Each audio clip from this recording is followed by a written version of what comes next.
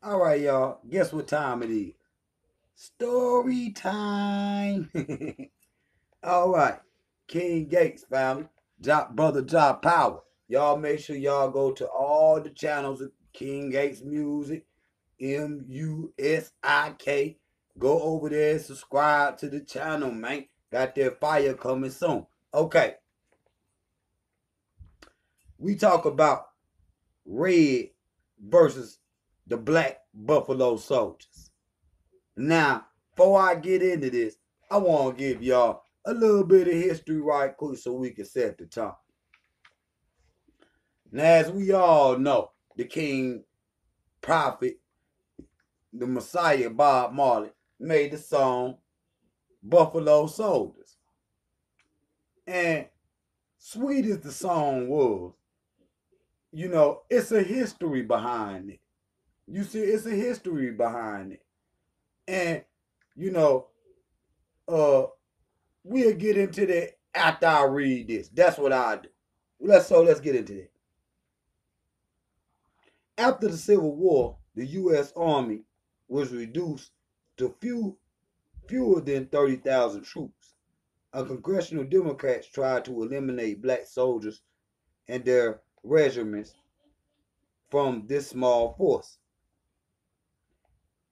But radical Republicans, led by Massachusetts Senator Henry Wilson, prevailed to keep blacks in the military and open to black men. The Black Regiments and Organizations Act of 1869 maintained that for all blacks regiments, the 9th and the 10th Cavalry Regiments, and the 24th and the 25th Infantry Regiments, these four regiments, which were black, spent most of their next most of the three next decades in the western frontier. Nearly 12,500 black men served during the late 19th century in these segments of units,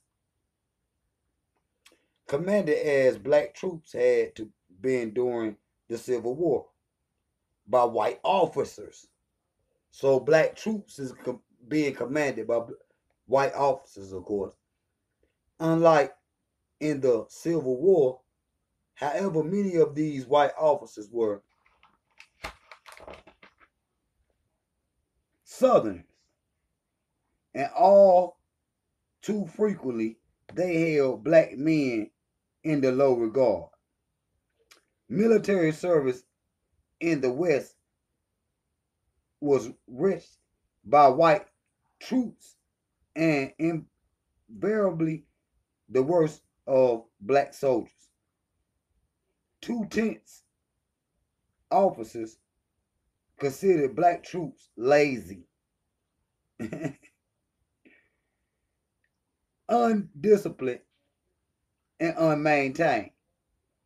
To the New Mexico and Arizona territories and to the west of Texas, because the armies taught that black people was tolerant of heat and better than white people did. So one of the reasons why they had black people in their army down there in Texas and Arizona, like when we was talking about the black people in the Civil War, whatnot, in the War for America or whatnot, fought. But one of the reasons why they put you in there, because they didn't want you in there, was because you could stand the heat of the sun, which they can't do. So,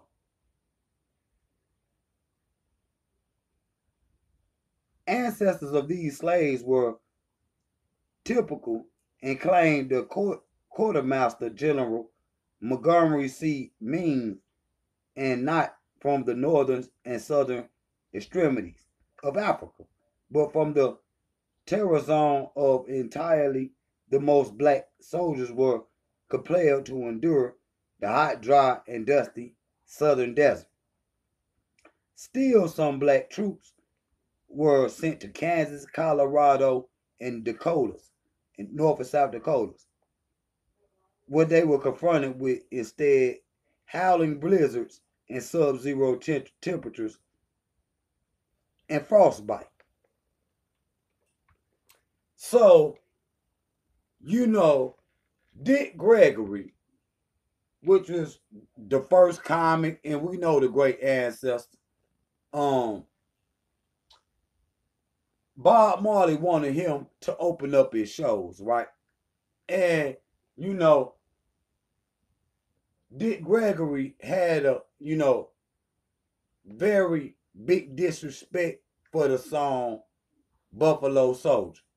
He really did. He really didn't like that song because of what Bob was saying, because the Buffalo Soldiers were West Africans from the West Indies coming up because they armies is being depleted because black people was stopped. They joining, but they not joining at the same rate that they would. So this general right here sent down to the West Indies for more Africans to fight the Indians. You see what I'm saying? And Dick Gregory didn't take a liking to their song. Though he was offering Dick Gregory a lot of money, at first Dick Gregory did not take that. But greater minds prevailed, so two great masters could get on the stage and do their work, and they finally got to work together. You see, but it could have been earlier, but the song was impeding Dick Gregory from wanting to do the show. So let's deal with discrimination in these Buffalo Soldier armies. Black troops were forced, then advised, black troops were faced with more adverse weather. Excuse me. The army routinely provided interior food and inadequate housing, where the white soldiers received dry apples, peaches, canned tomatoes, onions, potatoes. Black troops were given rotten beef, rotten bread, and canned peas, unfit for human consumption. In 1767, white troops at Fort Leavenworth in Kansas lived in barracks while black troops were forced to sleep in tents on wet ground. Damn. Black regiments were allotted use of weapons and horses. Often they were not adequate for war. The black cavalry stretches longer than boredom and sitting around for a long time. The duties of the loneliness of the marksman army of a black soldier and the white men in the West for weeks, months might pass without any combat. They consistently had deals with the destinations of alcoholism. So they would be just sitting around drinking instead of being able to participate in the war because they got this racist thinking that black people lazy. You see what I'm saying? When at the same time they feeding them inadequate food, giving them rotten meat, rotten bread, rotten eggs that, was no good for human consumption. But they want you to get out there on the front line and fight for them when your stomach's sitting there growling. You see what I'm saying? So, and then they sitting around just drinking. So a lot of the black soldiers had alcoholism, much less more likely they was in drinking in 100-degree weather in the desert. While the white troops, for example, in 1877, 18 men deserted from the all-black 10 regiment and 184 soldiers deserted from the all-white 4th regiment. Black troops realized that all throughout their life there could be a harsh and dangerous. It compared harsh and dangerous. It compared favorably to those civilian worlds, which held food but was poor, but had private pay of $13. $13, which today probably be about 130, but still, a month per month. What per month was regular. Moreover, the black troops developed immunes and pride for themselves for professionals as professional soldiers. These plains of Indians who were forcibly resisted from the U.S. Army were oppressed with their performance, impressed with their performance of their black adversaries. They called them Buffalo Soldiers. The Indians indicated the hair of the black men was shaggy coats of buffaloes. Sacred animals black men began to use themselves in the cavalry displayed a buffalo in their emblems. So, black people,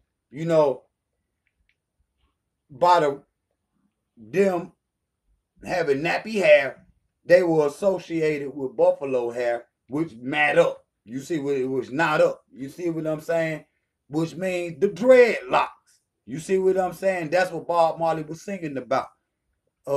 Buffalo soldier, dreadlock rasta, fighting for America. Buffalo so and so dealing with that, they were being mistreated in this army. And see, Dick Gregory read this. You see what I'm saying? And that's why he knew Bob Marley didn't, he said, and Bob Marley told Dick Gregory, say, well, I didn't know the history behind it. I was just saying he thought that it was a good thing that Africans from the Caribbean came to the America and fought in the U.S. war for America. You see what I'm saying? Which wasn't true because this land was being annexed and being stolen from the little red man. So that's the story of the Buffalo Soldiers, family. And it's more here, but that'll make a long video. We'll say that for the King of Kings Live, which is coming soon right here on Drop Out University. Got another video to do. Be back in a second. Love y'all. Drop out.